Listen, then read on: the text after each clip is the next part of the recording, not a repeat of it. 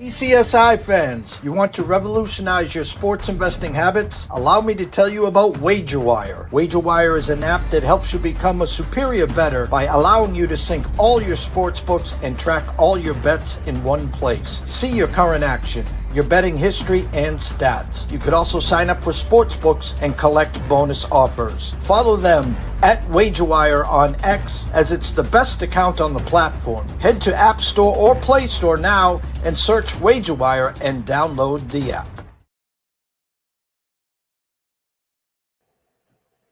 Hey, good afternoon, everyone. It is Wednesday.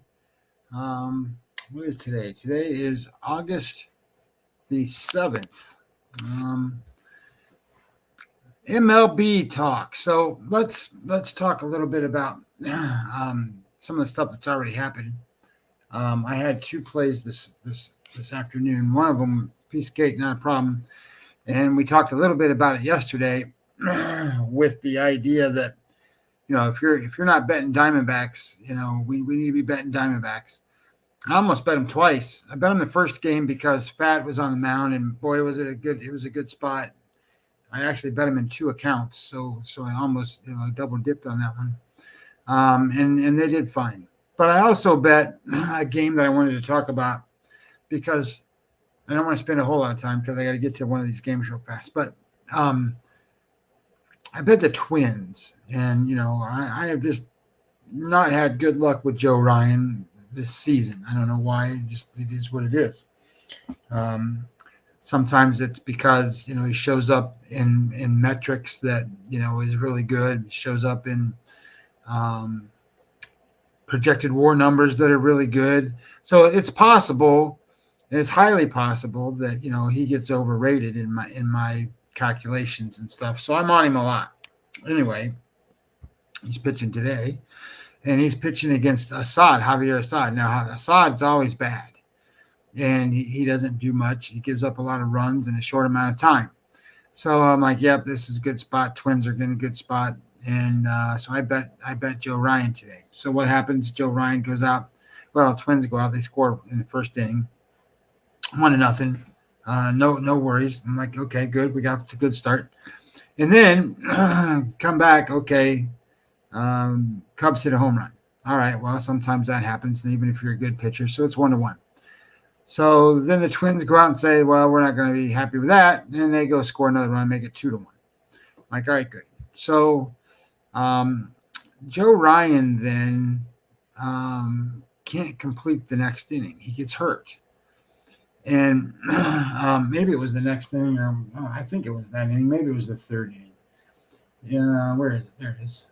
Nope, it's the third inning. So he completes the second inning. We're ahead 2-1. Not a problem. We don't score in the third inning, Twins. He goes out in first batter. He can't complete the batter. He gets hurt.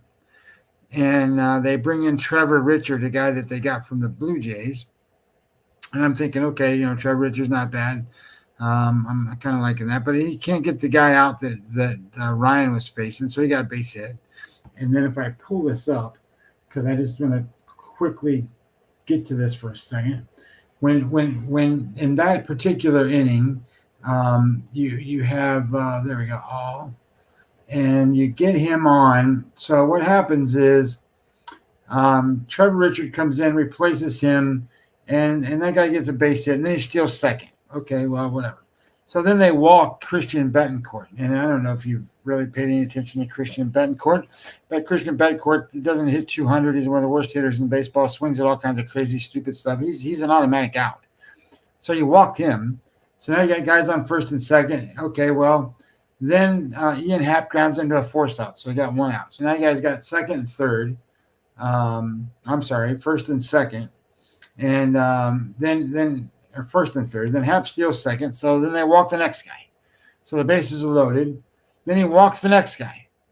Walks in a run. So now it's 2-2. And then a sacrifice fly. Now there's two outs.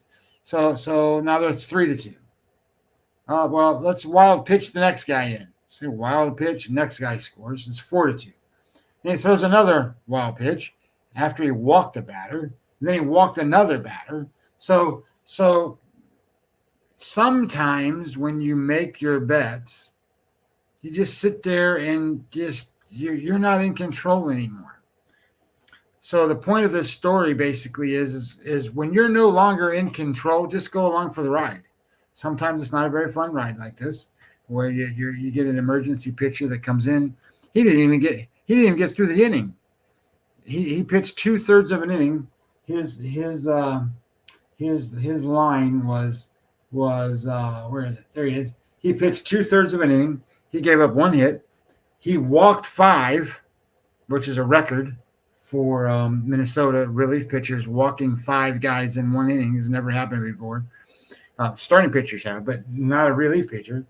He walked 5 guys. He gave up 3 runs and had 2 wild pitches. It's not very good. So you're still in the game. I mean, you're behind, and obviously momentum is crushed at this point.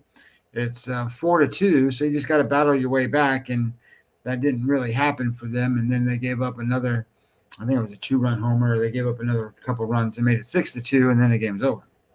So stuff happens, and once the stuff's out of your head and you've taken everything to the window and you've made your bet, forget about it. That you cannot do anything more to impact your day that way with that bet.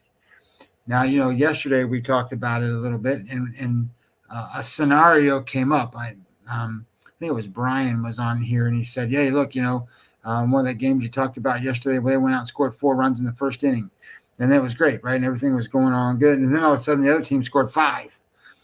And when that happens,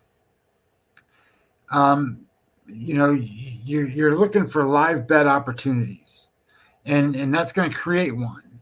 So we'll get into that in just a second, because I'm watching the time. It's 6:25.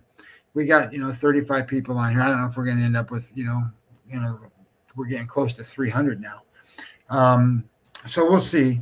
But I want to get this game in that I want to talk about. There's let me get my stuff here ready for you for numbers wise.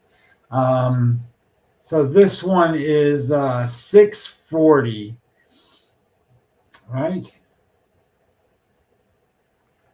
Yeah, 640. All right. So this is a game I want to talk about. And I want to break down 2 of them at 640. I don't know if I got time. So this one is the Cincinnati Reds and Miami Marlins. This is Abbott and not Abbott and Costello, but this is Abbott and Bellozo. So quickly, I'm going to tell you to take Cincinnati. So if you don't want to hear the analysis part, we'll do that. And then the other game at 640 is the San Diego Padres. The Padres and the Pirates, and I'm going to tell you to take the San Diego Padres on the run line -1.5. You can get plus money on that bet. It's plus 105. So maybe even money plus 105, maybe even more at this point. So anyway, those are the 2 640 numbers, and there's going to be a 7 o'clock number. So we're going to kind of get through these. So that we can talk about them a little bit. So the first thing that I wanted to sort of hit with is respect the opening number. We talked about that, and we don't really bring it up that often. But when I looked at this for, I'm going to click out of there. So when I looked at this for the Cincinnati Reds, that the opening line, the overnight number, is Abbott -150. That's the number that it opens. And then, certain people get access to that number, and you can bet it early. And, the overnight number, you can bet it. I don't know what it was when you were trying to bet it, but the 150 is the number you see over here. Well, right now, if you wanted to go bet that number, it's not 150. It's 114. So when you look at these things and you go 114, well, why didn't they open it at like 120 or something, or 125? Why is it 114?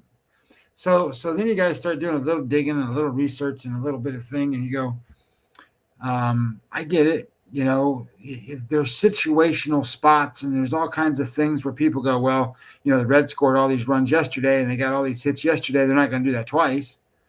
That happens. People go, that's one of these number one fallacies of baseball. People get to the point where they go, all right, well, they got all their hits yesterday. They're not going to get those hits today. That's not the way it works. Sure, there's going to be times like that, but the majority of the time is when a team gets hot and a team starts to hit, they're going to hit for a couple days and then they're not going to hit again for a little while. And then they're going to hit for a couple days and they're not going to hit for a little while. So don't buy into all that stuff. You got to look at this a little deeper. So when I put my numbers together, and what I was really trying to do today, and I was going to show you, was how that works, but I got to figure out more about how StreamYard works, where I can get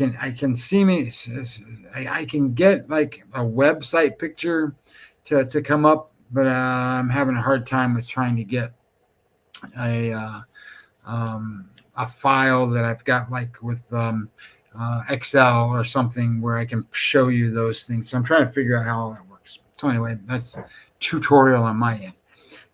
So anyway, my number in this game is Cincinnati minus 161. So that's not too far off from the opening number. So now it's 115. Well, the Cincinnati Reds are on sale. You gotta buy them just for value purposes. And I mean, if you lose, 115 is not a big deal to be losing, but any I shouldn't say it that way. Any loss is terrible. Don't make a losing bet just because to make a bet. Remember, the whole goal of one of these things that I'm trying to get accomplished here, and did I close that? What happened to that file? Oh my goodness gracious! I've had all kinds of power issues again today, and my computer has been off and on and off and on and off and on. So now I'm trying to pull up my numbers, and it's not here. So let me reopen that file real fast. And what I wanted to share with you is a good bet is anything that's EV positive. And if it's EV positive, you're not handicapping now. You're just making a good bet, right?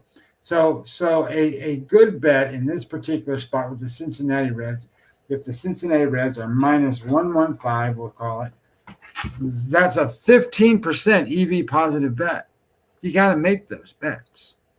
You don't have to handicap anything to make that bet. So that's why I'm giving it out this way. But I'm also trying to share with you the idea that the opening line tells you what the bookmaker really thinks the line should be, and for whatever reason, you got to keep an eye on it and see, well, why did it get bet down this way? Is Ellie De La Cruz not playing? Well, let's go look. Let's see if Ellie De La Cruz is not playing. Pull this up, get my thing over here. There we go. And we will see if he is in the lineup today. And bam, oops, wrong button. Daggone it. I don't care about the games on TV. I care about this. So I'm going to guess he's playing. And the lineup is India, De La Cruz, Stevenson, Friedel, France, Candelario, Marte, Fraley, Espinal. So there's nothing. Look, there's nothing. I didn't think so. There's nothing going on with this game other than the steam has really pushed it the other side. So when you're thinking about that, and the number should be 150 and it's 115, and I think it should be 160, there you go. So handicapping wise on the game, if you really wanted to look at the handicapping part of it, you look at, okay, well, what do the numbers look like? Well, you go in here, and Belozo hasn't pitched very many games. He's kind of a weird pitcher. He doesn't have great stuff. So his stuff grade is 71. 71 is the second worst pitcher of the day. The worst pitcher was Ben Lively today. And sometimes, well, I shouldn't say sometimes, all the time, these guys that have bad stuff, they pitch up, meaning that their pitcher plus number as opposed to the stuff plus number. And remember, Stuff Plus is just grading the pitch, the movement on the ball, the velocity of the ball, the release point, the spin rate, all that stuff. It goes up and it goes down. It just measures everything. And it tells you, okay, this is how good that stuff is, and then you can compare it to other people. Pitching Plus, is where they take all the stuff that the pitcher has, and he goes out and goes, I'm going to put it here in command and control. So some guys will bet on a team just because they say they are due for a win. Yep, Matt T. Yep, that's right. So some people do that. And I guess the way I look at that is I say a lot of things sometimes too when it relates to that, but it's usually about pitchers, and I'm usually doing it based off of reading through the starts that they make and looking for regression ripe spots or progression ripe spots, whether they're going to pitch really good or whether they're going to pitch really bad, based off of keeping that equilibrium right where they're supposed to be, that average mean number. So I'm not out there going, oh, well, this team's going to win today because they're supposed to. Look what happened to the White Sox, right? It took them 21 tries before they finally won a game or whatever it was. I don't know. But yeah, you're right, Matt. Some of these guys do. Some people bet on hunches. And that's not necessarily a wrong thing, but, I would tell you that you certainly don't want to per se go against your gut feelings and your hunches, because that's kind of counterintuitive. But at the same time, if that's what your main source of trying to make a wager on, that's not good. You need more substance than that. But when we're looking at this guy, right, Balazzo's an average pitcher in terms of metrics and numbers. He doesn't walk guys. He's got terrible stuff, but he pitches up. Pitching up means that he locates the ball really good. He's only made he's made like 3 starts. And one was above average, one was below average, and one was average. So, that's kind of where he's at. He's at 53. Well, that's pretty good. 53 is not terrible. But he's also got a spot where you start to come across here and you look at it. He doesn't have a big ground ball rate, and he's got a big hard hit rate. So we talked about that a little bit yesterday. Keep an eye on guys that have hard hit rates that are high. That means that they're getting hit. Just luckily for him, they're going towards batters or towards fielders. So he's in a pretty good spot that way. And you know what? It's kind of a weird spot here because Abbott doesn't have good metrics, never has had good metrics. They're always bad.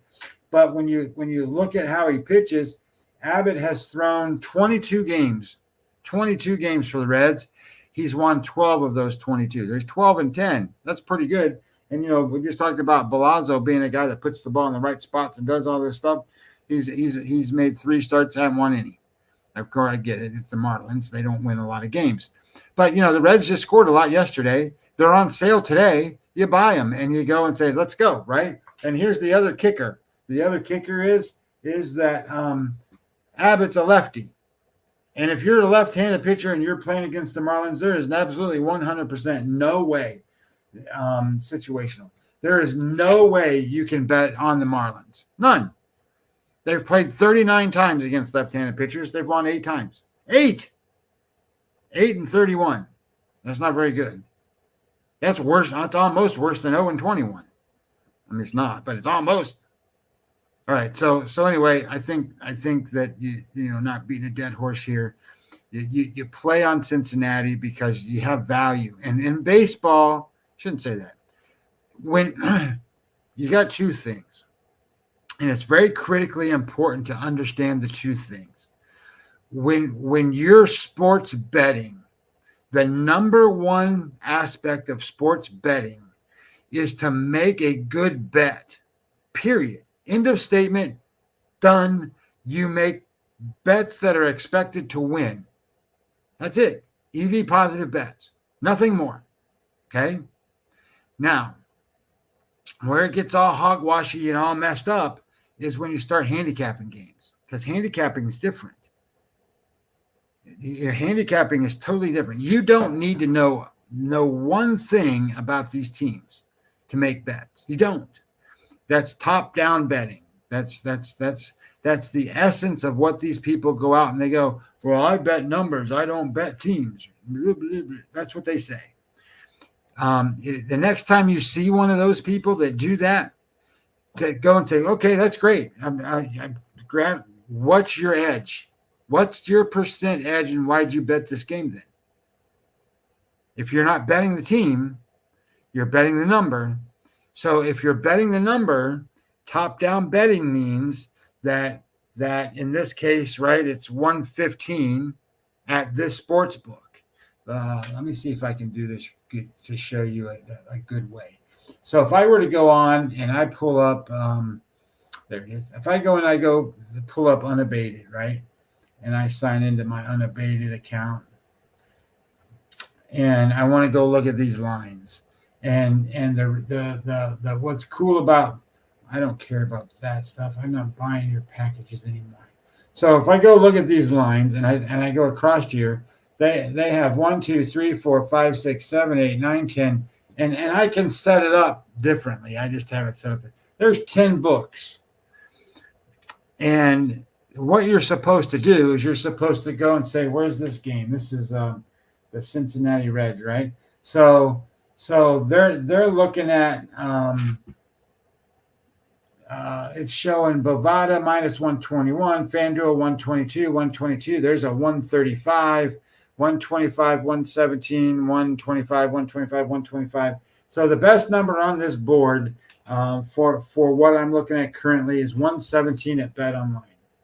Now they're showing that you can get it at a bookmaker at 115. So if you were to bet this game at 115 now, you're going to have an EV positive bet compared to all those other sports books, right? Because you're at 115 and the next closest one was like 117 or 120 or whatever it was.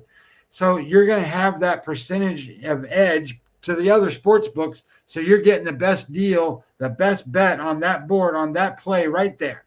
And when you bet it, that's what you bet. And then you're going, that's my EV positive bet. Now, when I do it, I'm comparing that number or a best number to my number. And then when I'm looking at my number and I'm going, this is the gospel, this is the number that's right. And then when you put these other lines against it, I go, well, this is where I'm getting my EV positive numbers from, is the differentiation between that number and my number, not which sports book that I'm trying to pick off. Because top-down betting is that's what you're doing. You're going out and shopping these numbers out and trying to get the best line you can comparative to every other book. So your big deal is to have accounts. You need to have as many as you can, depending on where you live. You could have 10 accounts. I can't have that many in Florida. It's just I can't. So it doesn't do me any good to be. I shouldn't say that. You do the exercise of being a top-down bettor so you can learn what a good bet looks like. And then you start working on becoming a handicapper. So handicapper or handicapping, the art of that is being able to go and say this team can do X and this team can do Y. When those two teams mesh up, it looks like this is what's going to happen. This team should win, and they should be winning by this margin or this amount or whatever. And sometimes, you put your computer skills to work and you use data mining and you use all kinds of different things to create something that you have a reliability to, that you can differentiate what these teams are. And then you have two piles. You have the pile that says, this is a bet. This is my bet based on nothing, based on this being a good bet, based on the odds, based on it being an EV positive bet that way. And then, this is my bet based off of handicapping skills.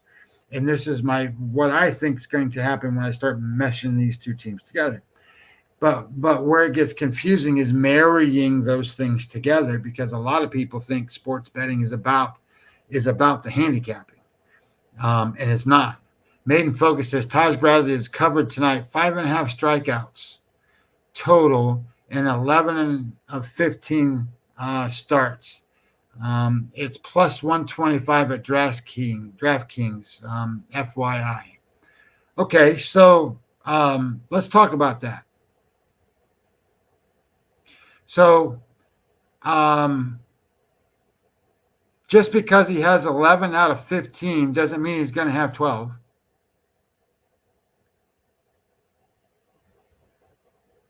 There is a way to calculate how many anticipated strikeouts he's going to have.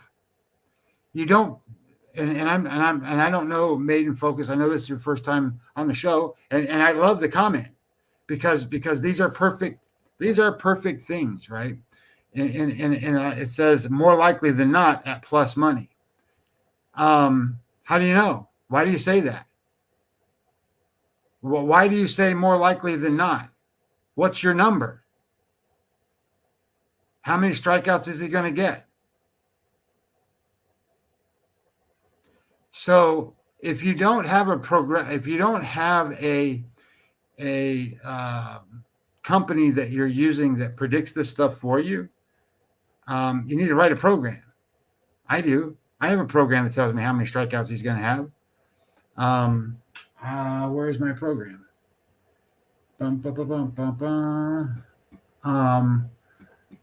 For whatever reason, I think it's broke because that's not the right amount of strikeouts. Where is he? I have a program that I've written that tells me how many strikeouts that these guys are going to get. And my problem is I think that through all of this stuff that's been going on, it doesn't work. And if it doesn't work, that's not good. Because I can't go and tell you. But my point is going to be this. Oh, here we go. It says most likely 6 to 7. Cardinals ranked 17th in team strikeouts. Okay, so what's their current strikeout percentage for the last 7 days? The strikeout. How many strikeouts? What's their strikeout percentage in the last 7 days of at-bats? Are they currently on a good strikeout rate or are they not? Because that matters. Because if they're hitting, they're not going to strike out as much. And I can tell you that offensively, when you look at where are they? The St. Louis Cardinals. The St. Louis Cardinals are striking out 20% of the time right now. Says who knows? Didn't look. Well, I look. I have it right here at my fingertips. It's information you need to know. And if you're going to bet somebody over on strikeouts, you need to know the other team, how many times they strike out. 20% is a very low number in Major League Baseball today. There's a couple teams lower than that, like Arizona and Cleveland. Those guys don't hardly ever strike out. The Padres aren't striking out, but it says good for you. So let me explain. Like, I'm not trying to make fun of you. I'm not trying to make a fool of you. I'm trying to ask you a serious question that you can't answer. And that's what I'm trying to teach people on this show. Okay. It says, okay, then let's pass the 11 for 15 at 125. Great logic. Okay. So it said I did answer. You didn't answer. So you didn't tell me what your number is compared to what the number the book has so that you can sit here and go, I have an EV positive bet. That's the point of this show. The point of this show is to take the logic that you're trying to portfolio to people and go, look, he's made 15 starts, and in the last 11 of them, he's been over, 5.5 strikeouts. And then you said, okay, I said it's 6 or 7. Okay, well, it's either one or the other. It's not that. You have to have a number. It's not 6 or 7. That's a guess. Okay? So fact-based modeling and making a number is how you make bets. You're guessing at what you're doing, trying to assume that because it's 11 out of 15 at this, he's gonna go on and he's gonna have a make his number. He might, but that's not how you do it. That's not how you go and make those bets. And I apologize if you feel like I'm beating you up, because I'm not trying to. That's not what I'm trying to do. I'm trying to get you to understand that if you make a bet like that, that's not the reason to make the bet. You make the bet because you have a projection or a number that says it is 6.5, not 6 or 7. It's 7 or whatever your number is. When they face this team tonight and this lineup tonight, I think he's going to have 7 strikeouts. At 7 strikeouts, the number I'm getting is 5.5. I'm getting an EV positive number of, I don't know, whatever, 25%, whatever the number is. Then you can go and say, now it's a great bet. I can make that 1,000 times and I can expect to have a return on my money. But you can't do that when you come on and you say, okay, he's had 11 starts and he's made 15 starts. And in those 15 starts, 11 times he's had those strikeouts. Well, that doesn't count this team he's faced, this lineup he's faced. What if he's faced, I don't know, the Seattle Mariners who strike out all the time? What if he's faced them every single time? I'm just making it up. But the point being is, when you're doing this stuff, this is how you do it, not what you just said. And I don't mean that in any disrespect to you, sir or ma'am or whoever you are. The reality isn't, it's a perfect example because it comes up all the time. It comes up all the time and people think this is how you bet. It's not. Professional gamblers are not going to go to the window and go, it's 11 for 15 at plus 125. There's a reason it's plus 125. Did you think about that? Anyway, end of story. I don't mean to, hopefully it says I give up. Have a nice day. I'm not upset at you. I'm glad that you brought it up. I'm just trying to teach. That's all. And I think a lot of people on this show or whatever kind of get the idea of where I'm going with it. And the idea is that was a perfect scenario, right? I love it. I think it's great. I hope you win if that's what you bet. And it's plus 125, good for you. I hope you put a lot of money on it, and I hope it comes in, and I hope all of those things. But I just want to make sure that when we're betting, we make good bets, and we make bets that have value. And if you can't define the value, you don't have a good bet. Period. And if it doesn't have a specific number attached to it, percentage edge, it's not a real bet. And you should be able to calculate that based on what you told me. You should be able to go and say, my number says it's 7 strikeouts. He's at 5.5. This is my odds. I'm at plus money on these things. I'm gonna dump a pile on here. Perfect. That's a great bet. But that's not the way it came across, and that's not what you said, and it was all guesswork. So you don't go off of that. It's not how you go out and spend $1,000 on bets, or $2,000 or $3,000. You can't do that. Now, if you go spend $20-$30 on a bet and it's beer pizza money and you're taking a shot, there you go. But that's not what professional gamblers do. We don't bet that way. All right. So anyhow, let's go to what is it? It's 6:50. I can't talk about the other game. I gave it out. I can't talk about it now because it's too late, because I got to get to this other game. 7:07, right? So this is another one of those games where respect the opening number. This is Baltimore playing in Toronto today. And what's interesting here is people are going to disrespect on the Baltimore pitcher, Trevor Rogers. And I'm going to say, go bet on Trevor Rogers today. The number is, I think it's minus 130 right now. It opened at minus 150, and my number says minus 180. So it's a big number. And the reason that my number gets that high is 2 reasons. One, when I'm looking at the power numbers for these guys, I have Baltimore by 1 game ahead of the Yankees. So I have them at 93 wins, the Yankees at 92 wins, and they're not really affected by the base runs that much. And when Toronto's playing, They're at 75 wins, but they get adjusted because Base Run says they've been lucky to get the numbers that they have. Hey, Marty Lowe, how are you, brother? Thanks for coming on. And it gets adjusted out of there. They're at 70 and a half wins, 70 and a half. That's not very many. So there's a big gap. That's like a gap of 20. A gap is 23 wins. So there's going to be a pretty dominant edge for Baltimore just on that side. Now, the other thing that ends up happening here is you have Bowden Francis pitching for Toronto. And he's only made a couple of starts all season. He's a spot starter. He made a start. I think it was not last week, but the week before. He threw a game score 40. He threw a couple of times back throughout the season, not very many. And his total game score is a 36. 36, not very good. But he's also been what I call a spot starter and then a long reliever. So they get in trouble. They need him to come in. He comes in and pitches, 3 or 4 innings to try to give him some innings. And he's done that a little bit. But his metrics are the worst metrics on the board today.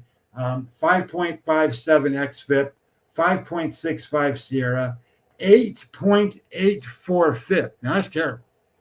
So remember, fielding independent pitching is the measure of a pitcher's ability to control home runs, walks, and strikeouts. And he's 8.84. That's like an earned run average. It's terrible. So how did it get there? Well, it got there because his strikeout rate is one of the worst in baseball. It's 5 per 9 innings. That's the worst 25% of all of baseball. It's the lowest one on today's board.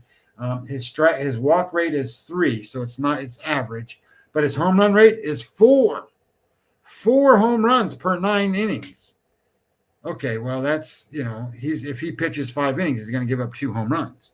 And if he gives up 2 home runs against Baltimore, that could be 5-6 runs, or it could be 2. But theoretically, it's 4 or 5 runs just in that.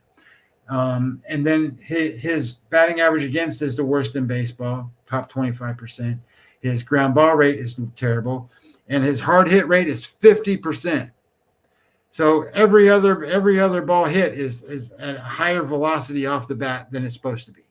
So he's not controlling anything. So here we go. Baltimore offense, you're on cue. You're set up to do well. He's actually pitched against Baltimore this year. He threw a game score 36. It's not very good. So I totally expect Baltimore to hit him. The other side of that is Rodgers. His first start for Baltimore was a game score 29. Over his last 7, it's a game score 46, below average, but still not a 29. So I expect so if he was to get to a 46, and he threw a 30, what is called a 30, then he's going to have to get to a point where that 30 comes up to a 46. Or to get there, you can't go throw a 45. That's not going to get there. You're going to have to throw like a 60. So if you add 60 to 30, that's 90. Divide that by 2, that's 45. If he throws a 60 and the other kid's out here throwing a game score 30 and 36, who's going to win this game? And who's going to win this game relatively easily? It's Baltimore. So that's where this play comes in. This play comes in with the idea that we have a progression spot for Trevor Rogers in Baltimore, and you have an average spot for Bowden Francis, right? He's not a very good pitcher. So then you go and say, all right, offensively, what do we got? Can Baltimore do it? They're top 10. They're 9th right now. They're scoring where were they? There. They're scoring 5.8 runs a game, 22% better than average pitcher. So they're doing great. And Toronto's been doing okay too, but they're 16th. So they're average. And the issue with Toronto is when you start to look across kind of how it looks on a 9-player basis, you take Guerrero out of that lineup, they got nothing. He's He is doing everything for that team. So if they can get away with keeping him in the yard and get away with not allowing him to do a lot of damage, I think Baltimore wins this game going away. The other issue is you've got a left-handed pitcher pitching for Baltimore, and Toronto offensively, you say, oh, they're pretty good. Well, Toronto against left-handed pitchers is -8% against an average offense. So they're not really good against left-handed pitchers. In fact, they've only faced them 21 times. They only won 9 times. They're 9-12 against left-handed pitcher. And I like the idea that, you have Baltimore off a loss against a team they dominated at home. And Rogers is going to come in here tonight and do pretty well. He's in a progression spot. I think he's going to pitch well. So I think you have a good spot there. So I like Baltimore. And remember, the opening number was -150. Now that was the opening last night, right? The overnight line was -150. It's -130, and I don't know. Maybe it's changed even more. Where is it? There it is. So it's minus. So Bovada, the best line you can get it at right now is Bet Online at -130. So there you go. It's -130. Most places are like 135 or whatever. So the other part of this is, again, top-down betting. If you have it and you have 10 accounts, why would you pay 135 or at MGM 143 when you can play it for 130 at Bet Online? And that's the idea of doing top-down betting, right? You make the bet based off of what you can on the game you've selected. And we're not talking about hold rates and all that stuff. We can deal with all that kind of stuff at another time. But the reality is that you're looking at this being a spot where the best number is -130. You pick them off at that sports book and you go, hey, that's my EV positive bet. If you're betting it top down, I'm looking at it going, I think the number should be -180. My actual score predictor loves this game because it takes Bowden's numbers and goes, man, he gives up hits and gives up all kinds of stuff. And then his number, it comes out, it gives out a 6-5 score for Baltimore to win the game. So I like it. So I think Baltimore is a good spot there in that spot. Now another one of these spots, and we talked about betting them yesterday. This is the Kansas City Royals in the Red Sox. And here's kind of a philosophy point. That when you went to a team and you lost with that team, don't be afraid to go right back to them. And there's a reason generally why you were on them the day before and they didn't win. Like in this particular case, Lugo pitched, and I was expecting Lugo to hold the Red Sox down a little bit. Says, hey, Scott, can you take a look at the Kansas City Royals Boston Red Sox game? Yeah, hey, Matt, we're just getting ready to talk about that right now. So when in that spot, right, you're yesterday, we had Lugo. We were talking about him because he didn't do pitch very well with them the first time. And it was against Brian Bello, and he's not a great pitcher to begin with. He gives up hits. So the matchup kind of favored the idea that the Royals were going to be able to pitch a little better. You always run into a little spot here. And the little spot that you run into is that when you have the worst offense, and let me pull up my numbers for 1 second. Here we go. So when you look at offense and you look at where Boston is and where Kansas City is, Boston scoring 6.7 runs a game and Kansas City 6.3. So that's pretty close. But Boston's ranked first and Kansas City's ranked 8th. So not that much difference, but difference enough that there's Boston's 50% better than an average offensive weighted runs created plus, and Kansas City's 17. So you can see that gap. There's a gap where Kansas City has the worst offense. Now, having said, compared to the two teams. So when you're betting that way, a lot of times what you really want to try to do is limit your exposure to having a team that has a better offense. Now, in this particular case, I'm bringing this game up because this game overnight line was -150. minus 150.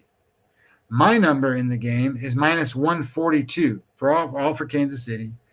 And the last time I saw it, okay, and now we're talking, so who knows where it's at? Kansas City. All right, so Kansas City is minus 136, 142, 135. So the best number you can get it at is 132. I had written down here 133. So my opinion is Kansas City's on sale again. Now Matt's talking about, we played this. One of the things I'm trying to teach you guys is to play certain games on the run line, and you can get a little better advantage, especially if you're playing like a minus 130, minus 140 favorite. That's where I think you played the San Diego game. San Diego that I gave out earlier, and I didn't really get a chance to break it down because we were doing the other stuff with the other guy. But it was minus 145. And I think if you played it as a minus the 1.5, you were plus money on a pretty good way in that particular game. Anyway, this particular matchup, I see this one. Let me see what my score comes out to. I have Kansas City and Boston. Where did they go? Kansas City and Boston is going to be over here. There. So it's kind of a lower scoring game where it's more like really more like 4.5 to 4. So when you're doing a run line, I like to have that bigger advantage on the run line. But I will say this: offensive. So where did I come up with this as a play? So first of all, the number that I have is Boston. I have 142, and if it's minus, what did we say it was? Minus 133 or something? 123. That becomes a 2.7% EV positive play. That's not a big play. I shouldn't say not a big play. It's not a big guarantee. It's not a big spot to where you're getting this big return. So the bigger margin that you have, the bigger bet you should make, so to speak. And like with Baltimore, that's 13%. That's a pretty big number to be off. And if you're budgeting your monies right, you want to bet those margins higher than a smaller bet like this, where you only got an edge of 2.7%. You still could bet it, but you want to bet it a little smaller because it's not very much of an edge. Now, having said that, that's how it starts. And then I go over here and I look at it. And I look at the starting pitchers, and that's where it all changes for me, right? So I've got a good bet. So now I'm going to handicap a little bit to see if I can, in my head, sort of solidify this bet to make it worthwhile. And I looked at it, and when I saw it, or like Ragan's, his last start was a game score 55. His average for the season's a 58. 58's pretty close to being an ace. Like he's up there. And Crawford last time out was a 23. His last 3 starts has been an 18, but it's not like he had one bad start. It's 23, 23, 9. 23, 23, 9. His issue is he gives up home runs like he's giving away candy. Like candy. Like every game, I think the last time he pitched, he gave up like 5 home runs. So his numbers are terrible. XFIP 506, Sierra 470, FIP 920. Now the FIP number comes from he's not striking guys out. He's given up a 4.91 walk or a home run rate, like 5 per 9 innings. Again, we said that with one of the other pitchers that was that way, or was 4 maybe. He's up there. So Crawford's struggling, and when he's struggling, we want to bet against him, right? We want to keep that pressure on him.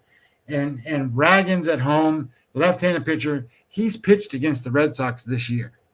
And when he pitched against the Red Sox this year, the game score 75.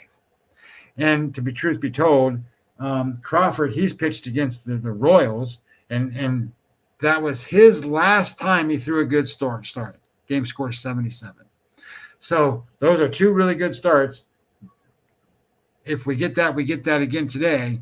But I think there's more likelihood that the error rate will continue for Crawford. Crawford is at minus 0.49 with WPA. So he's making way more mistakes. And for the season, he's a plus 0.47. So that compiles, right? So that plus 0.47 includes all this other stuff. But in the last 30 days, he's a negative 0.49. So it used to be a much higher number for him. So that's crashing. His season number is coming way down. So I like here the idea, that his ex-WOBA number is terrible. It's 404. So that means that he's predicted to give up batting average and hits, and he's predicted to give up extra base hits based on what he's already doing throwing the ball. And his ground ball rate's only 31%. So damage, he's not in control of. The bigger question then becomes is, and we said this yesterday, and Lugo wasn't good enough. So Ragans needs to be good enough at being able to control the damage that the offense does. So if we look at that and we look at Ragans is a 79 on SOPS plus. So he's 21% better than an average pitcher at controlling the opponent's offense. So that's pretty good. And we just looked at him on the other side, and we said his home run rate that he gives up is 0.74. So he's not giving up a home run a game. So that's good too. Now he's in an average spot. He's not elite, but he's in an average spot. So there's a possibility that he gives one up, but that's okay. I mean, that's the way baseball works today. They all give up home runs. So then situationally, we go back and we look at Crawford. Crawford's a 158, 58% worse than an average pitcher at controlling the opponent's offense. So can Kansas City really capitalize? Because are they a powerful team? Well, if you look at it from a perspective of offense and say, where are they at on isolated power? Kansas City, there they are. Kansas City, we said they were 8th in offense. Well, they're also 8th in isolated power. So you're top 10 in isolated power facing a pitcher that gives up home runs like candy. So yes, they can capitalize on the ability to make this happen. I look at the number, and I'm looking at the money line number. I'm not, Matt, in this particular spot, I'm not looking at the run line. I'm just looking at it from a money line perspective. I think it's a good play.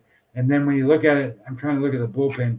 The other part, and maybe we should get into a little bit, when you want to make these run line bets, the first thing you're doing, right? You're betting on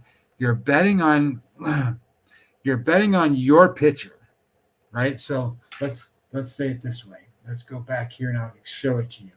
You're betting on your pitcher to control the opponent's offense and limit them to very few runs.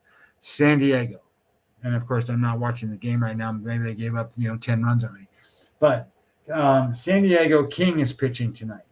King's a 2.71 xFIP, 2.65 Sierra, 1.46 FIP. Awesome numbers. Like, these are the best numbers. I mean, we talked about Dylan Cease. Those numbers are better than Dylan Cease's numbers.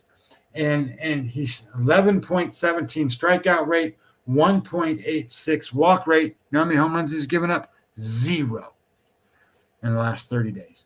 So that's a guy that's going to go out and he's going to theoretically control the offense for the other team. And in this case, he's got to control Pittsburgh's offense, right? So he's got his WPA numbers at 59. So when you want to bet a run line, the first thing you want to do is look at, my pitcher is not going to give up many runs. Perfect. So if he gives up, let's just say he gives up 1 run. Okay, if he gives up 1 run, I only got to score 3, and I'm going to cover the run line. So then you got to go and say, well, can my team score a bunch of runs? So that's kind of usually what gets all this going, is you go, oh, my offense is pretty good, or the pitcher's pretty bad for the other side. Well, this is Gonzalez. Gonzalez has a game score of 47 for the season. He's in the top 25% worst for xFIP and Sierra, 4.93, 4.87. His ex-WOBA number is 408. Now remember, that's a batting average type number. It should be 240 is the batting average. So it's going to be a little higher than that. So say it's 270. He's well above that number. His batting average against is 370. His whip rate's 2. So he's allowing 2 guys to get on per base per inning. And he's got an error rate of minus 18. So then I look at it situationally and I go, I can see he's not controlling the offense. He's a 166. So he's 66% worse than an average pitcher at controlling the opponent's offense. So now can San Diego take advantage of that? So we go look at the offense for San Diego and we go, they're 7th in offense. They're scoring 5.8 runs a game. They're 31% better than an average offense. And I've got a pitcher that theoretically isn't going to hardly give up anything. That's where then you go, what's the line again? It's minus 145. I'm going to play him on the run line. And if I play him on the run line, I can get him at a better number. Because it's not that I'm going to play him to get the better number per se. It's because that's the better bet, right? They're going to cover that number. And my number, where's the score on that game? That one's really, it's like 3-1 in the first 5 innings.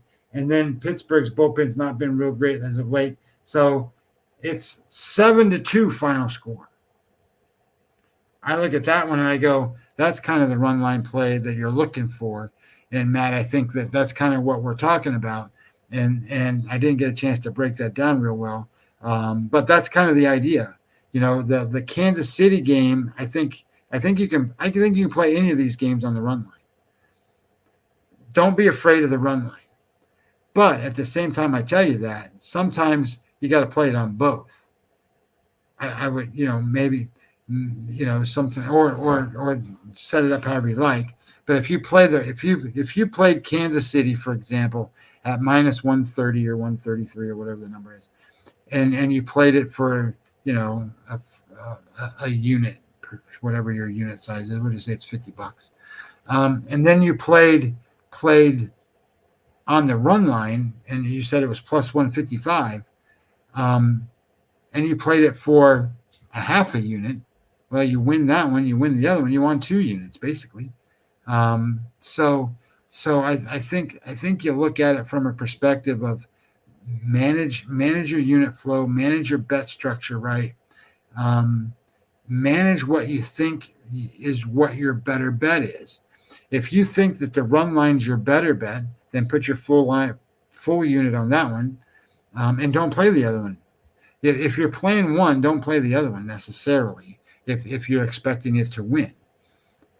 So anyway, point is that I think you can do a little bit of dibble dabble here with your betting structure to make it work to how you want it to come out in the end, right?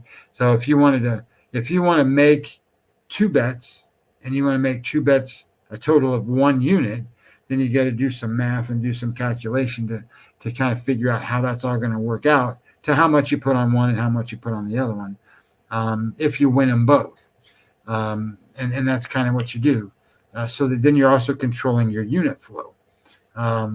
Because you got to remember, and this is the big key, is when you're betting on a team to win a game, and usually the way I would bet it is if you're betting on a team to win a game and your offense is worse than the other one, I'm going to bet first 5 innings. I don't want my offense to go up against that offense 9 times, especially if that offense is better than mine. Boston's number 1. So I say that, but then there's one little caveat to that. And the caveat to that is, let me flip this over here and I'll tell you. If I go to my bullpen and I look at my bullpen and I go, Boston's thrown 46 innings, allowed 55 hits, 20 walks, and 5 home runs. They rank 23rd or 24th, depending on which one you look at. I'm going to take my shot and let my offense face that bullpen. It's kind of the way I would look at it.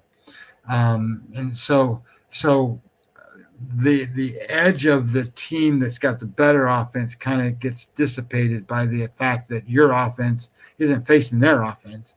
Your offense is facing a bullpen that you can score off of. and you're not sitting there having to outscore them per se, because you have a pitcher that's going to be pretty good. So hopefully that makes a little bit of sense in structure of how to break that game down. My preference on that particular game would be the money line. If you wanted to play it on the run line, it says that makes sense. Thank you. If you wanted to play it on the run line, I got no problem with it. I just think it's a little bit more how do you play it and what your risk aversion is. Is it, does it matter? Sometimes it doesn't matter if you win or lose. You're just playing, right? So if it doesn't matter, then you play. So because your risk aversion isn't high, you're gonna play. So I think that's all the games. I had Cincinnati, Cincinnati, Kansas City, Baltimore, San Diego. I wanted to talk about, and most all of these games, by the way, almost all of them that we're talking about are in relation to the opening number, but that doesn't mean it's a carte blanche thing.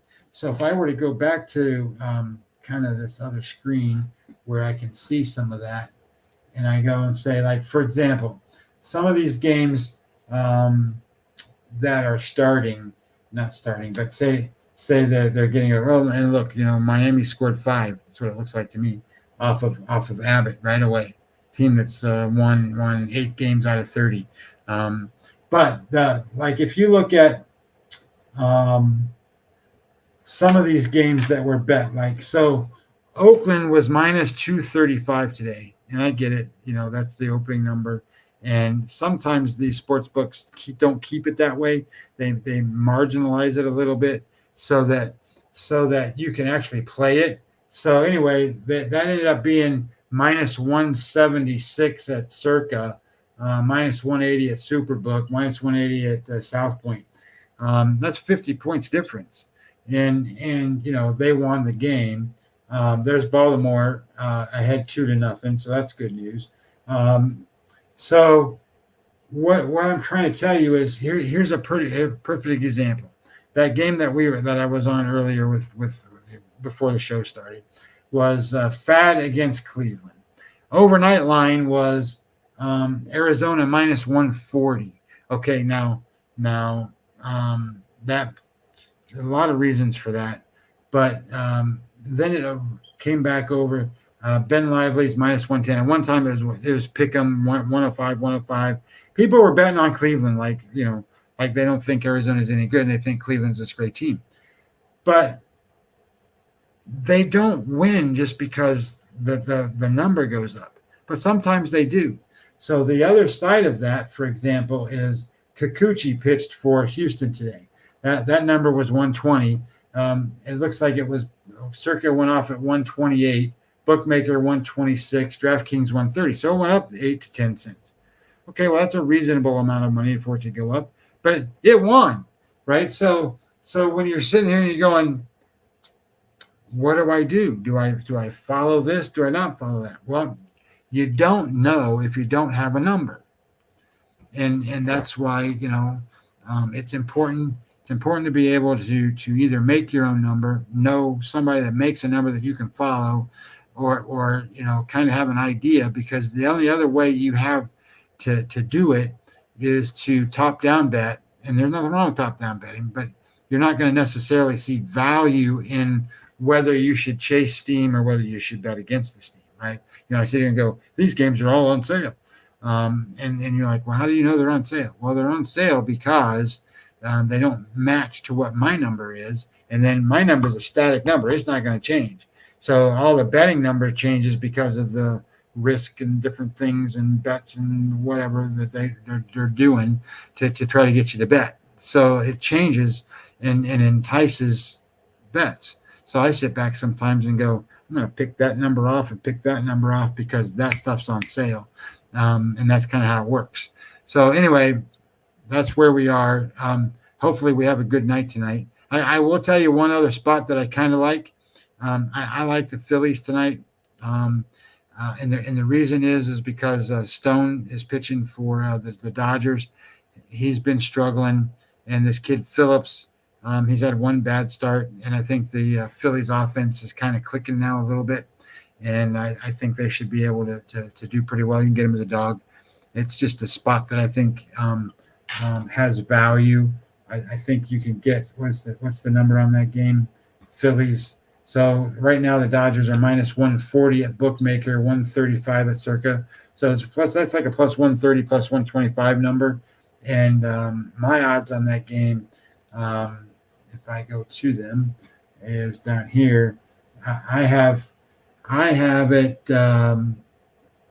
Dodgers minus 127. So that would be like 117. You're getting for the Phillies, and if you're getting 130, that's a pretty good number. If you're getting 125, that's a pretty good number. So there's a little bit of value there. So anyway, something to think about.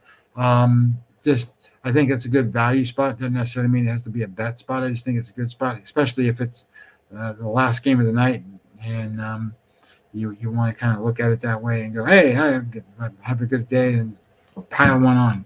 So anyway, we've got those. Tomorrow's Thursday. I think there's 9 games tomorrow, maybe 10.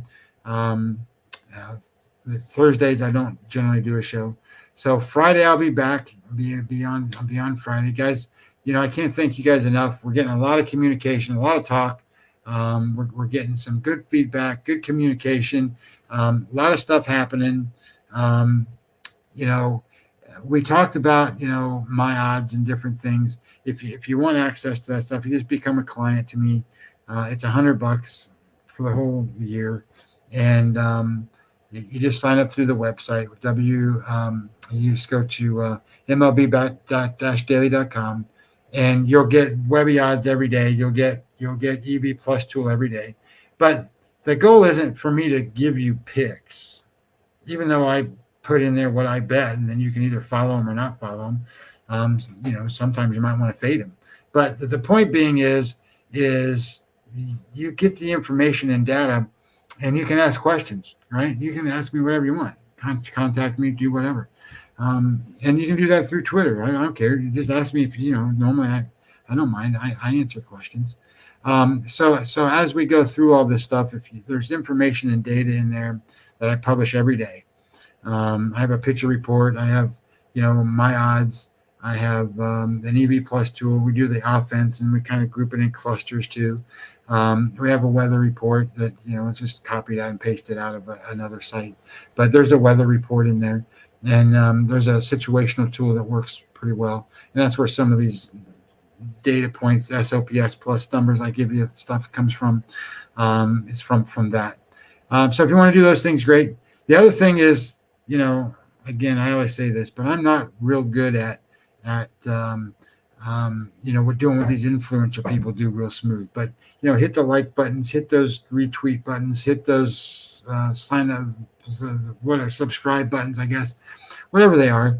So, and that really helps the channel because as we grow and as things get better and bigger, then we can bring in more sponsors. And as we bring in sponsors, I can figure out how to do more stuff and get you slides and pictures and like when I tell you how I make a number, I can show you how I make a number. Like I just show you the software and go, blah, blah, blah, blah, and there's a number. And you want a number between two teams, in a picture, we can do it. So the point being is there's a lot of stuff that we can do, but we need following, and we need a lot of stuff for that. So anyway, again, guys, I appreciate it. Let's hope for the best. Let's have a winning night. And I will see you back on Friday. New matchups, new teams, one of my favorite days to bet because sports books are usually not as accurate that day. Then they start to fine tune them on Saturday. They're even better on Sunday. So Friday will be a great day. I didn't talk any football today. There's football games tomorrow, but maybe we'll talk some football on Friday too because there'll be a lot of preseason football games coming up. So kind of excited. All right, guys, have a great one. Thanks for joining the show. Thanks for all the communication. Love it. You guys are doing a great job. Thanks a lot. Have a great night.